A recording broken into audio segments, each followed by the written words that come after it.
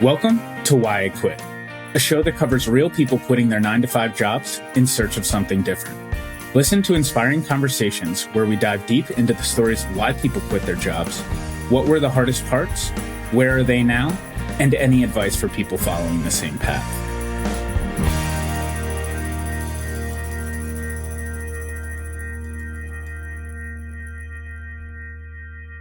I am so excited to introduce Chris Rickard as this week's guest on Why I Quit. Listen as Chris discusses his journey of going from a full-time developer to scaling his own software development agency. Learn about how he sold his business and has been traveling around Australia in an RV for the last 10 months. Get inspired hearing how he now focuses on helping other developers start and scale their own agencies. Hey, Chris, thanks so much for joining me today. Cool, man. Thank you very much for having me. Awesome. Well, it's very nice to meet you. I'm excited to hear about your story. Do you mind starting off and telling me about where you're from and a little bit of your education background? So I'm from Melbourne, Australia, and I went to university and studied a Bachelor of Network Computing, which is internet things, essentially, and majored in applications programming. So developing software was the bit I really enjoyed. Wasn't particularly good at the other parts of it. It was really the only avenue I had in my life at the time. It was either like go to uni and learn to be a software developer or keep trying to make my punk band work, which probably wasn't really an option. So I'm very glad I chose option B. Tell me a little bit about your first job after school. What was your first 9-to-5 like? Was it what you expected, and how was that experience for you? Yeah, so first job was at a software development consultancy. So a small, maybe like three or four people at the time. And it was pretty easy. I got the job through my brother, who had a friend of a friend, which is how most good things happen. It was good in the sense that I was sort of thrown into the deep end in a small agency environment, often fast paced, often different clients, different types of projects. So you get like a full breadth of knowledge quite quickly, which I look back on that and found that quite foundational to my path from there. Yeah, it was more than 9-to-5, but that was definitely probably due to my passion and what I wanted to learn and put into it. But it was amazing in the sense that, you know, lots of varied projects, lots of different industries, which I think is really key when in working in an agency environment. I probably would have loved to gone and worked for, like, let's say Google straight out then. So this was like 2004. Gmail had just came out. It was amazing, blowing everyone away. Like my dream as like a young developer would have been go work for this amazing startup. But looking back, I really dig the fact that getting in on the ground floor at an agency and working with 20 different clients a year on 10 to 15 different types of technology, I think really helped me from my journey from then on. In terms of like a work environment, I loved building software so much. I loved sort of creating it. I actually did it in my spare time anyway. So me sort of putting in, you know, whatever 9-10 hours a day was 100% up to me. So yeah, I really enjoyed my first work experience. Were you ever entrepreneurial growing up, or like, did you have thoughts at that time of starting your own business, or did you think you were going to be a lifer in terms of a software developer, or, you know, where was your head at? Like as a younger kid, I wasn't particularly entrepreneurial. Like I'd love to have that story where I was like, oh yeah, lemonade stand at 6 months old. But it wasn't me. Like I don't know where it came from is a good way to answer that question. And in my first job, I don't even think I was really thinking it then. I was starting to get interested in building, like, you know, I loved building software, and I was starting to realize like, oh, hang on, like it's not just about fulfilling this client's needs and doing their project and then saying, cool, see you later. Hopefully speak again if you need some more work. You could actually build your own thing, and it's your own product. So I was definitely starting to see that. And as I got a little bit older, I started getting in like internet communities such as Hacker News, which is like a forum of technologists and developers and startups essentially. And that kind of definitely ignited my flame of going, oh man, hang on, you can work for yourself and you can make money. And this is what I love. And I didn't hate work, but if this is what I really love, and you can set your own agenda and see the vision and all this sort of stuff. Like in my early years, I started to fantasize about that, but it took a little while for the seed to pop up, I think. At the time, were you doing any freelancing or working on any, you know, startups on the side, just tinkering around, or were you more focused on the career and growing that side of it at that time? Initially, it was just the career, and I guess I saw my trajectory being developer, mid-level, senior, this sort of thing. I was completely just focused on building. I didn't really see any management in my future whatsoever. But then my girlfriend at the time, we went to Vancouver, Canada. Just sort of spontaneously decided, let's move over the other side of the world. And I got a job quite quickly, looked on Craigslist like the day I got off the plane, and saw this interesting sounding job of like senior front end developer, which is what I wanted to get into at the time. Applied for that. I think I started work the next day for a small startup, which was maybe like 5 or 6 people. And they were building some really cool stuff. So interactive 3D social network sort of thing. So similar to Second Life, which was sort of becoming popular, but this was a bit of a different slant on it. And so I got into a startup early, I guess, and stayed there for 2 years, or maybe 18 months. And it was really interesting and exciting. And yeah, came in at, this amount of people, like let's say 5 or 6. And when I left, it was at least 10 times that big. Unfortunately, the global financial crisis, had a little bit of its toll on that business, like a lot of other businesses. But for me, like looking at the positives, it reinforced that you could do stuff yourself and you can get out there and do it. So I think looking back now, that would have definitely sort of ignited my spark, because the guys that started that business, even though they seemed like big and scary when I was just a developer, I'm like, hang on, they weren't that much older than me. They just had different skills, and they'd come from different paths in their lives, and they'd gotten to that point. So when I came back from Canada, I came back and moved to Melbourne. I definitely then sort of started, freelancing, and I should say I worked as a technical lead at an agency for a while. So that gave me a little bit of managerial experience, but I was still like heavy software developer. But then getting some interesting, cool freelance jobs, and I think that was definitely good for me in the sense of I really just liked the technology and I liked building stuff, but I was pretty inexperienced when it came to anything like managing your own time or managing client expectations, or just ensuring that it's going to be delivered on X day. I was used to working on a team, not with myself. In terms of kind of your path from that technical lead to going to freelancer to eventually striking off on your own path, I know a lot of people talk about the struggle with the transition between knowing when to go from like a freelancer to actually going out on your own. What did that journey look like for you, and how did you think about it? It was pretty organic, which I think was good, because I'd probably classify myself as a little bit risk averse, although like I'm entrepreneurial. So I guess I'm a risk adverse entrepreneur, in the sense that I would not have decided and woken up and gone, this is my exact path, I'm going to go and hit it, and like put everything in there. And I just know, and I love that people do that. But for me, things need to start a little bit more like stacking the bricks, basically. So I think freelancing was getting a bit more experienced in that, was earning some good money, and was working in a co-working space in Melbourne, and was working in the same room with a mate of mine from university, and he was freelancing as well. So after 3 or 4 months of this, it sort of just seemed like a good idea to wrap a business name around us, and that's how you build a company, right? So that's essentially how we thought it would be as simple as that. So we both had freelance clients, so we basically just span that into, all right, now pay the invoices with this different letterhead, essentially, which was in Output, which was our software development agency's name. And then we had zero experience finding more work and finding all these sort of things. But so it started pretty slowly, I guess. But our individual freelance work, which we both collaborated on and helped out, that probably lasted another 6 months into the start of the company. So that was a really nice cushioned effect of jumping into a business.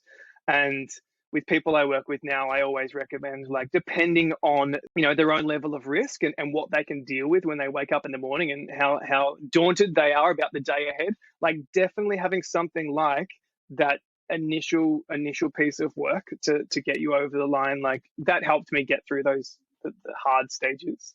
I guess our second sort of iteration of clients, so to speak, would be startups. So I was sort of involved in the startup community in Melbourne and had a few connections there. So when we started a company, just sort of went out there and said, hey, we're 2 software developers. We've got this experience, blah, blah, blah. We can help you build your MVP for your startup. We can get it off the ground. We'll do it reasonably cheap. And this is what we can offer, X, Y, Z. And from there, we probably got like 3 or 4 leads, and let's say three of them, two or so converted in that first year, which was really exciting for us to, when you first kind of go, oh, okay, so we can put the fishing rod in the water, and it takes a little bit, but eventually we'll catch just a small fish. Our first clients for probably 18 months of starting our business was startups, and that was really enjoyable. I really got a lot out of the energy that a startup founder, and often they were solo founders, so seeing someone who'd really put themselves fully on the line and was putting their money where their mouth is, and paying a software development company to build something for them. So I felt a lot of sort of responsibility to them, I guess, and really wanted to make it work. And it taught me a lot of things like, product development skills, helping them tease that out. And it went from just building to actually spending time at the start of our engagement to sitting down and working out what they want. And it turned into, like, I was used to basically just being handed, this is what you should do, by my previous 9-to-5 jobs. But in effect, it made a lot more sense for me to help the client that was coming to me, help them and guide a little bit towards what the best product is for them. Because if they came in and they only had $8,000 to spend on the most minimum viable product that was possible to validate their idea, then often they'd have a feature list which was $80,000. So we'd have to do the best we could to whittle that down to something. So I got a lot of enjoyment out of that. And it was my first foray into realizing that client service is so much more than just typing code at a computer. Something we talk about with every guest on the show is really that expectation versus reality of the first year. How confident were you going in terms of like what you thought it was going to be, and then what was like the reality of what it actually was? As I said, I wasn't particularly confident. I kind of took baby steps, I guess, at that initial stage. I probably always left like a theoretical door open for me or like one foot out the door. So not committing 100%, but after that first year, and we probably put my co-founder at the time and we probably put $5,000 in each to start our business, and that we kind of did that because we thought we had to. I don't know if we actually had any specific things to spend money on. Just sounded like what grown-ups do. But I think we did buy new computers and stuff like that. But we paid ourselves back maybe 3 months later. And that is the beauty of an internet business, even client services. It's very low overhead. And after we'd paid ourselves back and we were getting this, the work from startups and building their MVP, and fingers crossed we might hear from them again one day if things go as well.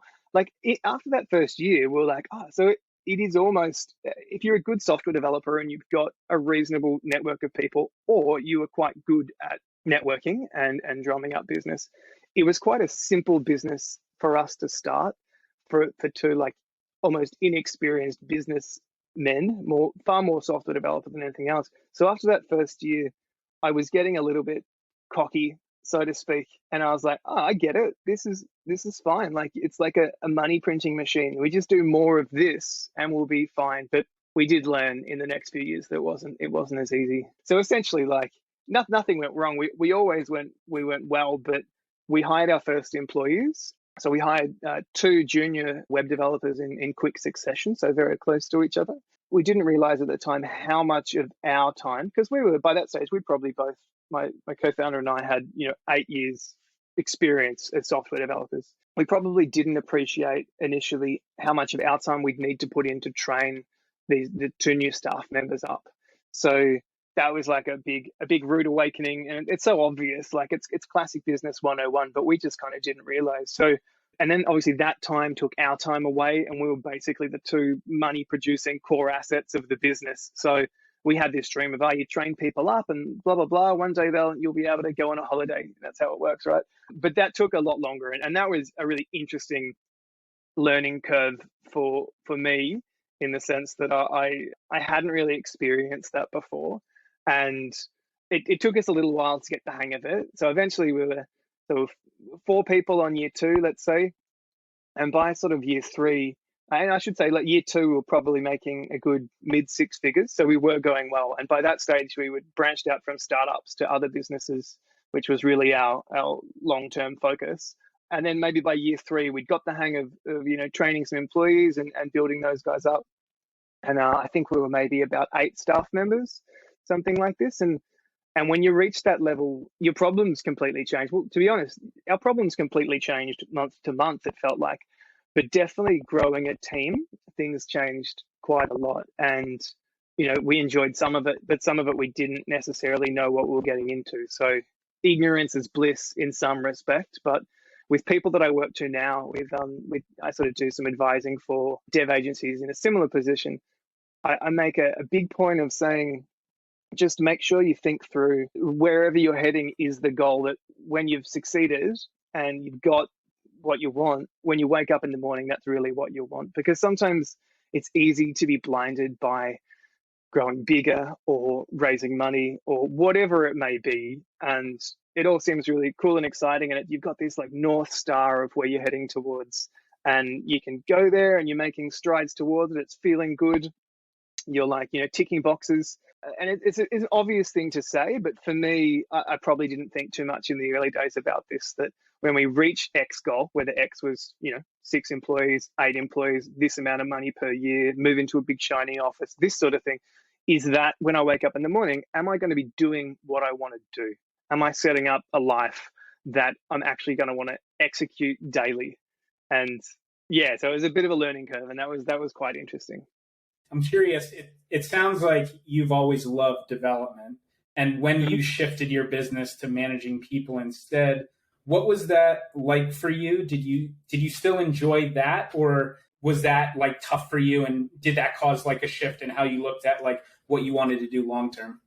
It was exciting. I liked that we had a business where these were problems that had to be solved.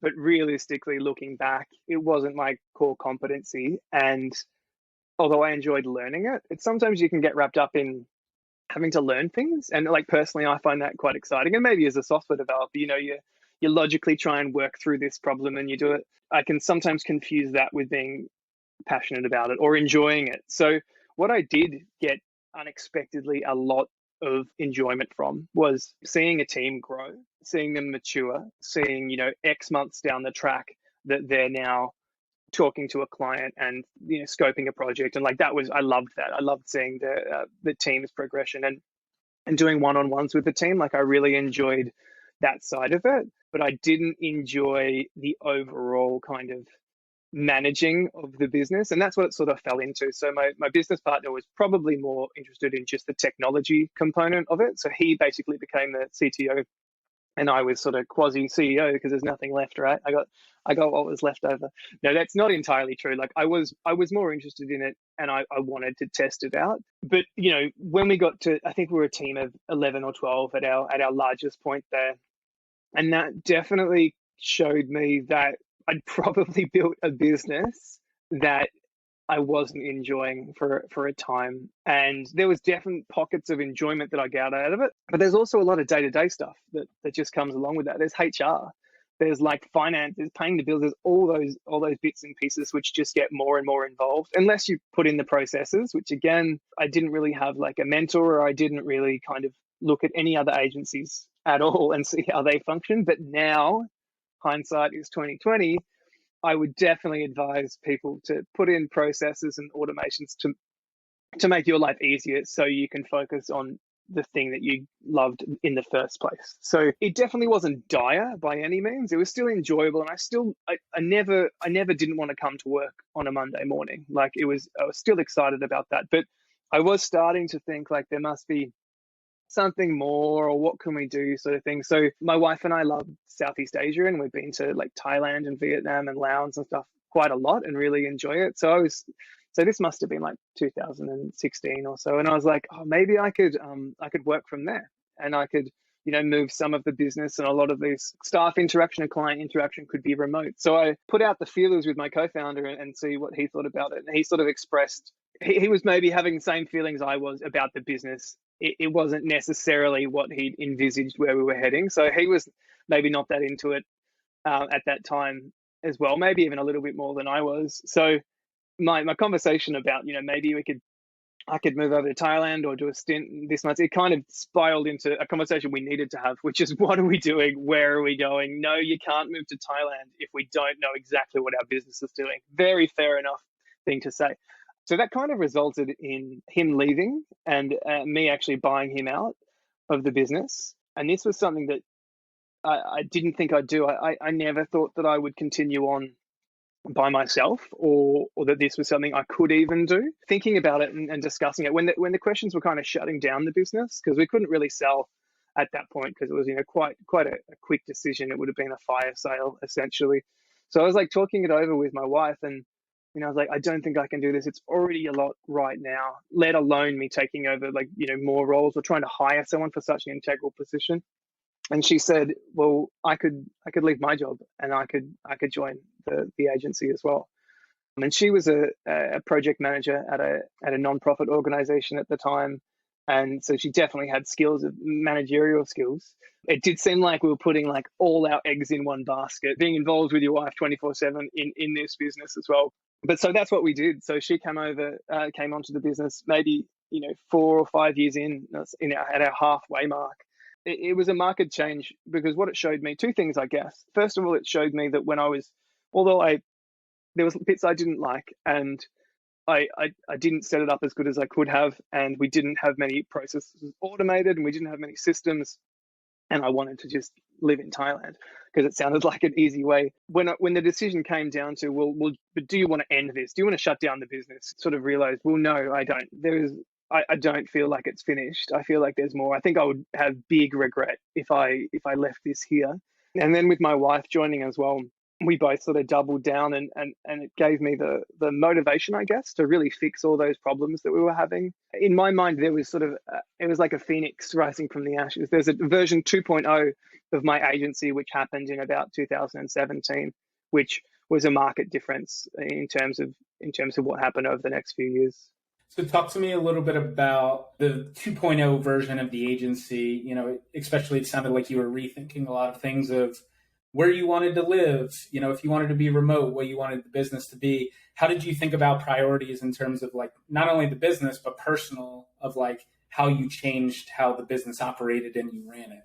And that's one of the big parts. So as I said, sort of moving towards this North Star that I'd made up, which was bigger and better and more people and a big office and X money and this sort of stuff, and left my the life that I wanted. And that's not entirely true, because I had a great life and did cool shit. But I mean, essentially I was kind of not incorporating my life into the business. When my wife joined and we sort of, really sat down and changed some things, first of all, we scaled back. So we scaled back, unfortunately, and that was really hard. So we scaled back from 12 people to 5 of us. So we sort of went back to where we were in the first couple of years, which is where we really built our business. And we sold the big giant office that we just spent a lot of money renovating and all this sort of stuff, and moved into a co-working space. We had to let go of some of our clients, which was a tough process, because they'd been good, and we'd certainly helped them out as well. I just felt like we couldn't keep sustaining this level of momentum. It was basically we were working very hard, everyone was working very hard, and everyone was a bit burnt out. The core clients that we did keep had been with us for many years, and ultimately stayed with us for many years as well. And I guess generally we probably all started working maybe 5 hours a week less. Put a big emphasis on working as a team more. So every tech company likes to say that, no developer writes code by themselves. It's pair programming. Everyone's in it together. It doesn't always work like that as an agency. People have timelines, and we've got to get this done now. So everyone gets put on different projects and stuff. But we did really sit back and go, well, let's not do that. Let's just not take on the work.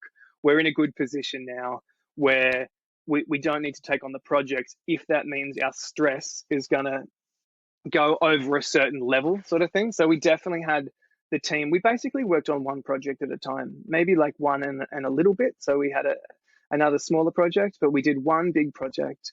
And what that meant is when our clients would ring us up and go, oh, I've got this great idea for 5 more features, and I want to do this now because I'm super excited. I had to learn to say, well, no, look, that sounds awesome. I'm excited too, man. But we're now booked up for 3 months. So although we previously would have always said yes, yes, yes, we're now going to have to start to say, we never want to say no, but we're going to have to start to say, we'll not right now. And that was a cool learning curve, in the sense that it also showed that the clients that stuck around was the ones that we had a really good, trusted, ongoing relationship with, which was the majority. And what it also meant was it turned the more transactional relationship of I've got a project, let's roll, here's the money, to more like, well, actually, we need to start speaking a lot before that happens. And we need to start having conversations months before. So we can now work with you to help you figure out what you want, put some features in the backlog, do a lot of this pre-production work and book it in quite early so everyone gets what they want and no one's unhappy. And for an agency, that's gold. I didn't really realize that at the time because I was doing it for my sanity more than anything else. The other benefit is you eventually have this full pipeline. So you have a pipeline of like work that's booked in, deposits have been paid, you've done the scoping work, you're ready to roll, but we've just got 12 months of work booked in. So scaling down and really putting an emphasis on quality over quantity and a good team and a nicer lifestyle for everyone involved helped the business in many, many aspects. And for a few years, set us up to the point where we had quite a valuable asset in the business of really good ongoing clients, the staff, a small team, but very high quality software development team that could deliver on all those projects. And we had good systems and processes in place, which was one thing I really had to focus on because I learned the hard way that I have this saying, I've made it up, agency work is endless. Best case scenario, you're going to get more of it if you're good. And it's like, it'll just keep coming once you figure this certain thing out, of how to get work and you get good referrals and stuff. Like it's a barrage of work. I really had to figure out the hard way that I had to learn how to integrate what I want and my life into that. I never completely figured it out because ultimately I sold the business. So I should say my wife and I as agency, because she came on as a 50% owner. It was acquired in 2020, right in that little tumultuous time there, which was interesting to say the least. But at that point, we could never have had a business, especially an agency, which is traditionally quite hard to sell because it's all about clients and staff and they're humans and things can happen and those relationships can end. So to sell a package of a business that's completely reliant on clients and staff can be very risky for the purchaser. But building those really good, trusted, long-term relationships over quite a few years and having staff that had been with us for a long time and were, enjoyed the work because we paid really well and they didn't have to work more than 40 hours a week and all this sort of stuff. And that ultimately helped us build a sellable asset, which I didn't expect to happen, but it was quite a nice outcome, I guess. Talk to me about that sale. Was that a difficult decision for you, or were you ready for the next opportunity? Where was your head at during that whole process? Yep. So I realized that I could go further on the agency and I could keep turning it more and more to incorporate what I wanted over the next 10 years. So I probably nearly ran it for 10 years at that point. I could do it so it literally filled all my buckets and I could do whatever I want. But I sort of knew that wasn't necessarily the right decision because I guess I have other avenues that I want to explore, not just client services work. The decision, again, I didn't wake up one morning and go, I'm going to do it and I'm going to go out and I'm going to grab a briefcase, put on a shirt. You can probably tell I'm not a guy that wears a shirt. I'm going to go out there on the street and I'm going to talk to all these people who want to buy a business. I certainly didn't do that. As with all good transactions in life, it was over a beer at a pub. And I just sort of caught up with some mutual friends who had a larger agency. And I just sort of very early in my thinking as well, sort of floated the concept. And I think it was essentially what I just said to you, which is I'd made a decision that I don't think I wanted to do this for another 10 years. I probably have 9 years left. It wasn't I have to go now or anything like this. I still got a lot of enjoyment out of it. And I was really close to my team and my clients. So I didn't necessarily fully formulate the idea before. I probably just went there to have the beer, to be honest. No, I put the concept out there, and then a little touch of a global pandemic hit for a few months. We didn't really talk more, but then they contacted me sort of, maybe mid-year and said, yeah, we've been thinking about it and looking at that business's their trajectory and what they want, and bringing in a team of 3 super highly skilled software developers and a portfolio of 5 or 6 ongoing clients that were all on sort of retainers and support and maintenance. And we had really good documentation and processes in place. For them, I think it was a bit of a no-brainer. So the negotiations of what happened then, I probably thought they'd be easier than they were. That always sounds quite easy. Even though we were friends, as soon as you get lawyers involved, I figured out everything gets more complex. But in the scheme of things, talking to other people that have sold businesses, it was quite a simple process. It was essentially sitting down, talking our terms, and then the lawyers sort of, wrapped their terms around it. And there was a little bit of back and forth, but the whole thing probably only it would have taken a few months for us to organize. Something I've heard you say multiple times during this interview is you've mentioned like work-life integration. And I know there are people that talk about work-life balance versus work-life integration. I know it's kind of a topic that gets brought up a lot now. And I'm curious in terms of, felt like in version 2.0 of your business, that was like a big focal point for you. How did you look at like what you prioritized personally and your goals with that while fitting that into the business and making sure that was still successful as well? Yeah, I definitely, with the reincarnation of our business sort of at the halfway point when my wife joined, we definitely put much more of an emphasis on work-life integration. So as a small business, the two options, as you said, like balance. So, clocking off at this time and going out and playing squash. I wanted my staff to do that, but I personally struggle with that because I'm very passionate about whatever I sort of put my mind to. So we kind of worked a lot. And when I say work can also be on the weekend. We go out, see some live music, have a drink, but then I'll go, oh, I was thinking about this project and blah, blah, blah, blah, blah. And like, I enjoy that. I find that inspiring and motivating. And I'm very lucky that my wife is the same as me in that respect. It's not like, oh, can we just wait till Monday morning, please? It was very much like, yeah, cool, that's really interesting, and let's talk about it further, sort of thing. So we sort of integrated work into most of our life. All of our friends knew it was like just a big topic of what was going on. It wasn't like people who didn't want to talk about their work. I was always very much like, oh, and this stuff's happening. We're really excited about this, blah, blah, blah. I think I mentioned, we love travel and especially Southeast Asia. And so we probably went to, which is quite funny because, part of the implosion of my initial business was when I suggested I move over to Thailand for a while. Once we had version 2, that became a lot more easy. So didn't move, but probably 3 or 4 times a year, maybe, when I would spend 2 weeks in Thailand or Vietnam or Bali, and a few times took team members with us. We really enjoyed incorporating that into our life, and it was fun, and going to interesting co-working spaces and stuff. And a few times the team took us up on the offer and came over with us. And yeah, so I really put an effort into integrating it in more. But, going back to selling the business, I guess I did see, as I said, it's endless. Like it's hard it's not a product which you can build and resell and you can make money while you sleep. Best case scenario is you hire lots of people and they do really good work and you make money and you go to sleep while they're working, right? I never felt comfortable sort of doing that. And by that, I mean, I felt like I had to show up and put in at least the effort, if not more of the effort than everyone else. So where I see people now who are like, oh, I've got this agency, it's earning, 1.5 million. And I'm working 3 hours a week. I'm like, well, that sounds amazing. That sounds awesome.